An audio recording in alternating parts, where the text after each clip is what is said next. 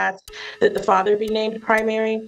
That is based on the fact that the child has primarily been with the father since the parties were separated, and that separation did occur as a result of CPS involvement, where the mother was removed from the home due to an assault on the father's oldest child. And so, again, my recommendation would be that she have possession and access. She can have a standard possession order because, to my understanding, visitation has been going fine so far, but I would not want to see the child any further disrupted and removed from the home in what she's primarily been living, and that has been with the father. All right, Ms. Atlanta, just to be on the safe side, was the mother ever charged with assault based on that CPS removal? I don't believe it went any further than that, Your Honor, because in the safety plan, they ordered that she be removed or further action would be taken, and she left the home and has not returned.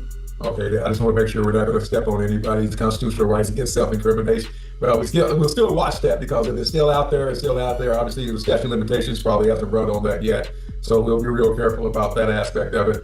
But there's not an active case, and we don't have to. The court will still admonish her, ma'am. You have the absolute right under Texas law and federal law to not self-incriminate yourself. So anytime you feel that any question could cause you to incriminate yourself based on that assault with alleged assault, because there's never been a conviction of that other child, that you do not have, you can take the Fifth Amendment and not answer any questions concerning that. But everything else, ma'am, concerning these children and the circumstances, you are required to testify to, and you're required to do so truthfully as soon as I swear to both of you at this point, and that's what I'm getting ready to do. So at this time, Mr. Walker and Ms. Walker, I need you both to unmute yourself. At the end of the day, you both are entitled to ask questions and to give testimony. So at this time, you may proceed with your calling your first witness, Mr. Gwynn. Thank you. The hearing begins with formal oaths and procedural clarity. Both parents are sworn in, reminded they will testify under penalty of perjury. Immediately, the focus turns to evidence, specifically DNA testing. The court pauses proceedings until exhibits are properly submitted, reinforcing that nothing moves forward without documentation. Once admitted, the DNA results become central. One child is confirmed as Mr. Walker's biological daughter, while two others are conclusively excluded. This moment narrows the case dramatically, defining legal parentage and limiting the court's authority to a single child. Thank you, Judge. And I emailed Belinda with the DNA test, so the state is going to request that those be submitted as State's Exhibit 1. All right, I haven't received those yet. Well, maybe I haven't gotten those yet. I got something else in another file, but I don't have those yet. I'll have Belinda bring them in. Until I get them, I'll let you know when I get them, and then you can continue up into the end. Thank you. All right. Thank you, Judge. State would like to call Edward Walker. Yes. Mr. Walker, please state your full name for the record. Edward Walker Jr. And what is the name of the child or children that we're here on? Liliana May Walker. Okay, and there are two other children that you're aware of? Yes. What was done to test the paternity of those children? You mean like DNA testing? That would be correct. Yes, it was DNA testing done. What were the results of that testing? That I'm not related to them. And when you say to them, who are you referring to? The twins of Veronica. All right, I've got the DNA. I'll go ahead and I'm marking both of these. I'm gonna mark it as a cumulative. I'll tell you what, since there are three different. With paternity established, the court shifts to custody realities. Mr. Walker testifies that the child has lived with him under prior court orders following a CPS investigation. He describes stability, routine, and sole responsibility for education, medical decisions, and daily care. Notably, he expresses no current safety concerns regarding the mother. His request is modest, formalizing an existing arrangement to avoid future confusion.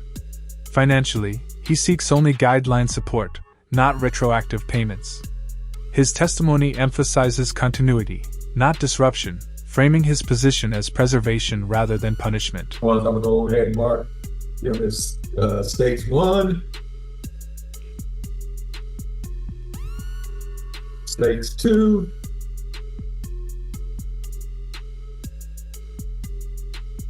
and stage 3.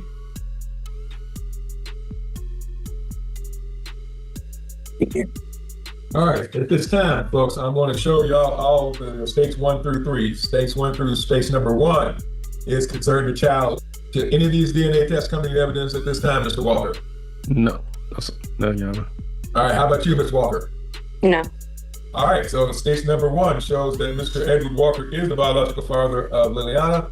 Probability of paternity is within the guidelines of 99.99. In this case, it's 99.999997. So the court will so find. But for the stage 2 and stage 3 for both Sincere Taylor and Sayer Taylor, it finds that Mr. Walker is eliminated as the biological father with a 0% chance of paternity in both those two cases for both those children. And the court will also find that he is not the biological father of these children. And you may proceed at this time, Mr. Gwen. Thank you.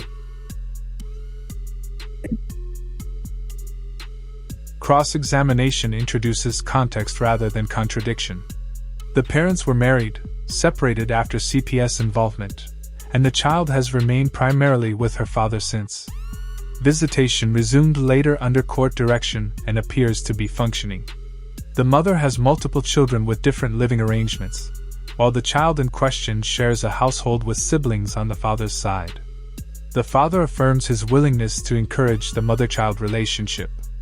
Importantly, no testimony suggests neglect, abuse, or harm during the child's time with him, reinforcing the status quo argument. Who does, I apologize, who does Liliana currently reside with?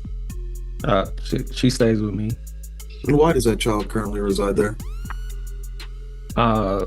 Since the court order.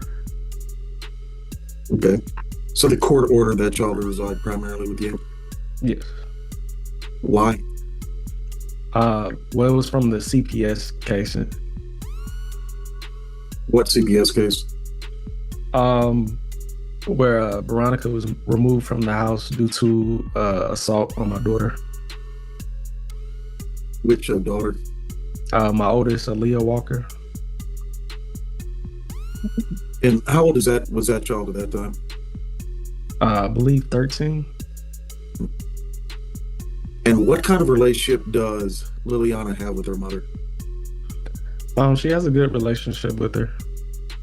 And how often do they visit? But the first and third. But since the visitation has been ordered, they have been visiting. Yes. What, if any, safety concerns do you have between Liliana and her mother? When the mother takes the stand, the narrative shifts. She describes limited finances, reliance on her partner, and caring for twins. She seeks conservatorship, alleging alienation and interference before court orders were in place. She candidly admits leaving the marriage due to infidelity and explains CPS involvement stemmed from a confrontation with an older child. Her testimony acknowledges yelling and physical discipline, which becomes pivotal. While she insists visits now go well, her concerns focus on parenting style differences rather than concrete safety threats currently affecting the child. I don't have any at the moment.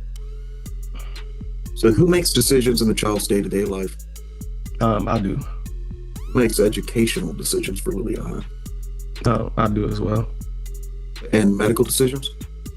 I believe she is still on the Medicaid case with her. I think she had it switched over. Who provides the child with clothing? I do. How's the child currently receiving medical coverage? Through the Medicaid. And what do you currently do for a living? Currently, right now, nothing. Is just a disabled vet, so I'm just supporting everybody off of that. Stood. And what are you asking the court to do here today?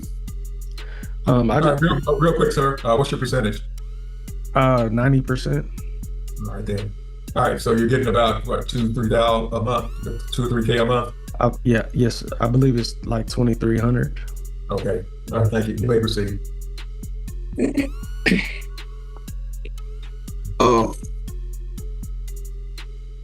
What are Under questioning, contradictions emerge. The mother initially frames the CPS incident as verbal, then concedes physical discipline, including grabbing a child by the head. She acknowledges prior parenting classes and CPS history involving multiple cases. Importantly, she admits no recent CPS findings against the father since separation. Her complaints center on extracurricular activities, grooming, and household dynamics, not imminent danger. The court repeatedly steers testimony back to legal relevance, best interest factors, enforceable orders, and evidence, separating emotional grievances from statutory requirements. What are you asking the court to do here today? I just wanted to get on paper just the custody agreement so everything is set in stone, so there's no confusion. What are you requesting regarding retroactive child support? I didn't want anything in retroactive. What are you requesting regarding current child support? Whatever the minimum is. Okay. So by that, would you mean whatever the guideline amount would be? Yes, sir. Okay. What are you requesting regarding current medical support? Whatever the guidelines is for. Okay, no further questions for this witness at this time, Judge. All right, thank you very much. Your witness, Ms. Atlanta. Thank you, Your Honor. Mr. Walker, are you and Ms. Walker still legally married? Yes. Okay. And when were you married? I'm not sure. I want to say 2020. Was Liliana born during the marriage or before the two of you were married? She was born after. Okay. And when did you separate approximately? As testimony closes, the judge clarifies expectations. Court orders are enforceable, violations carry consequences, and cooperation is strongly encouraged. Both parties decline closing arguments, leaving attorneys to speak. The state defers custodial recommendations to the guardian ad litem and provides child support calculations for either outcome. The guardian recommends maintaining primary residence with the father, citing stability and successful visitation. Geographic restrictions are discussed, emphasizing proximity rather than relocation. The courtroom atmosphere is restrained, signaling that the decision will rest on evidence, not rhetoric.